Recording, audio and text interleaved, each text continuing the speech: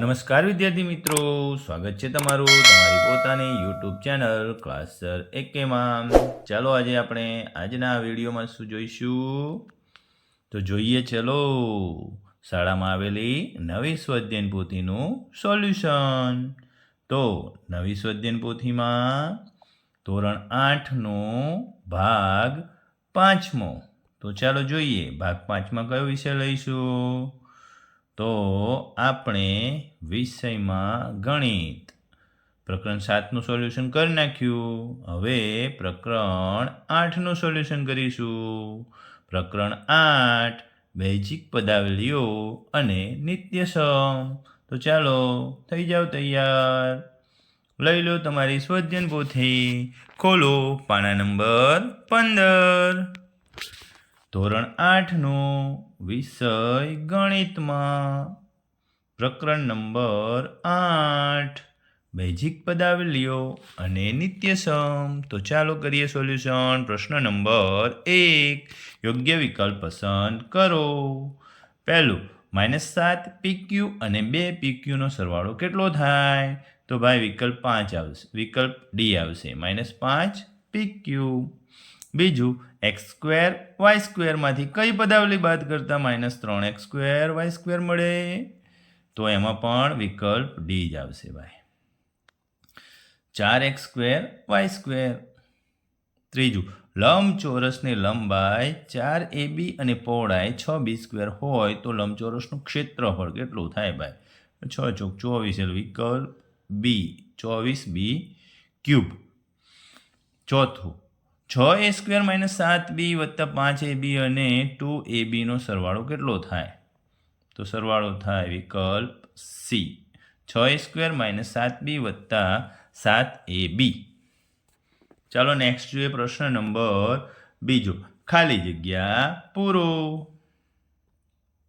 પાંચમું, બે સરખી નિશાનીવાળા પદોનો સરવાળો ધન પદ છે.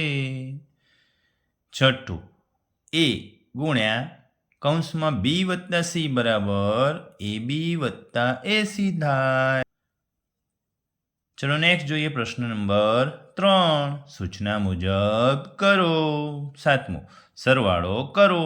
પહેલું, 5x² - 3y + 4y² - 9 અને 7y² + 5xy - 2x² + 13. તો ચાલો આપણે સાદી જ રીતે સરવાળો જે કરીએ ને એ જ રીતે સરવાળો કરીએ. તો જુઓ, 5x² અહીંયા છે, એની સામે 2x² છે, એ માઇનસ છે એટલે 5માંથી 2 જાય તો 3. આ 3xy, આ 5xy, એક ધન છે ને એક ઋણ છે, મોટી સંખ્યા સામે ધન છે એટલે જવાબ આવશે +2xy. આ y² અને આ y² બંને ધન છે એટલે 7 ને 4 11y². હવે 13 પ્લસ છે અને 9 માઇનસ છે, તો 13માંથી 9 જાય તો 4. તો જવાબમાં લખી નાખો 3x² + 2xy + 11y² + 4. ચાલો નેક્સ્ટ બીજું, 3a કૌંસમાં 2b + 5c અને 3c કૌંસમાં 2a + 2b. તો સરવાળો કેમ કરીશું ભાઈ? પહેલાં તો અંદર સરવાળો આમ ગુણાકાર કરી નાખો. ચલો, 3 દુ 6ab + 15ac અને 6ac + 6bc. તો 6ab + 15ac + 6ac + 6bc. તો જવાબમાં લખી નાખો 6ab + 21ac + 6bc. ચાલો નેક્સ્ટ જોઈએ 8મું, બાદબાકી કરો.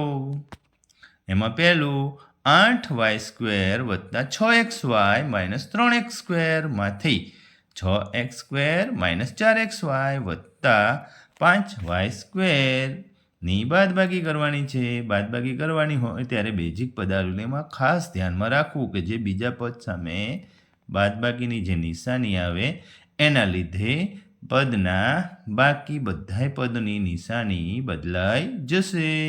જેમ કે 6x² પ્લસ હતું તો માઇનસ થઈ ગયું, અને 4xy માઇનસ હતું તો પ્લસ થઈ ગયું, અને 5y² પ્લસ હતું તો માઇનસ થઈ ગયું.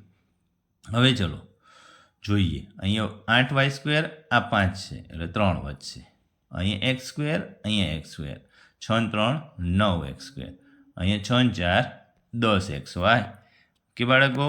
ચાલો નેક્સ્ટ જોઈએ બીજું, 5ab minus 2bc minus 2ac વત્તા 10abc માંથી 2ab વત્તા 5bc માઇનસ 7ac. જે રીતે પહેલા દાખલામાં વાત કરી એ જ રીતે તમે બેઝિક પદાવલીમાં જે પણ કૌંસની સામે માઇનસની નિશાની આવે ત્યાં બધાની નિશાની બદલીને આપણે બાદબાકી કરીશું. તો જો જવાબમાં 3ab માઇનસ 7bc વત્તા 5ac વત્તા 10abc. ચાલો નેક્સ્ટ જોઈએ, 9મું ગુણાકાર મેળવો. ગુણાકાર સાવ સહેલું છે તો ગુણાકાર ફટાફટ આવી જશે. ગુણાકારમાં ચાલો કૌંસમાં અંદર બહાર કરી નાખો ગુણાકાર. ચાલો અંકોનો ગુણાકાર કરો. જ્યાં અંક ન આપ્યા હોય ત્યાં એક સમજવાનું છે ભાઈ. જો PQR આપ્યું છે ત્યાં ક્યાંય એક પણ અંક નથી તો આપણે એકડો ગણવાનો છે. 7 × 7 7 7 મૂકી દો અને Pનો ગુણાકાર P સાથે એટલે P², Qનો ગુણાકાર Q સાથે એટલે Q² અને Rનો ગુણાકાર R સાથે એટલે R². ઓકે બાળકો, ચાલો આપણે નેક્સ્ટ જોઈએ બીજું, a² માઇનસ b² અને a² પ્લસ b². એટલે ગુણાકાર કેમ લખાશે ભાઈ? તો સાઈડમાં બતાવ્યું, a² માઇનસ b², બીજા કૌંસમાં a² પ્લસ b². જવાબ આવે a⁴ માઇનસ b⁴. ચાલો 10મું, એક વર્તુળની ત્રિજ્યા 7ab minus 7bc minus 14ac છે તો આ વર્તુળનો પરિઘ શોધો.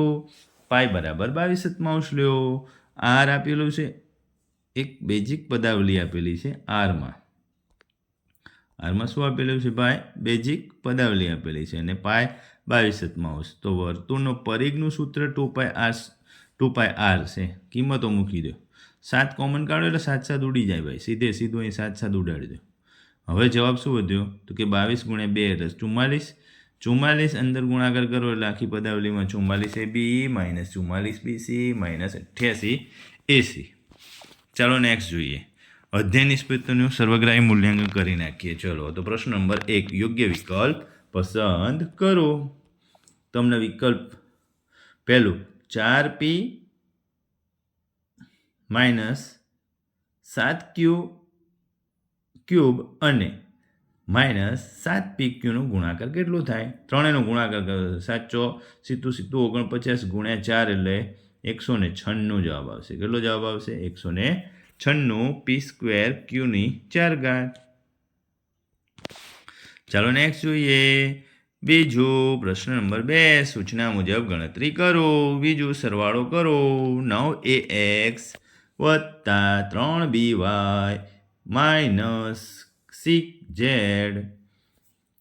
બીજું પદ માઇનસ 5by વત્તા ax વત્તા 3cz. એનો સરવાળો કરી નાખો. જવાબ આવશે 10ax minus 2by plus 2cz.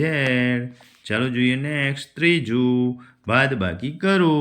10a² b² c વત્તા 4ab² c² વત્તા 2a² bc² માંથી 2ab² c² વત્તા 4a² b² c minus 5a² bc².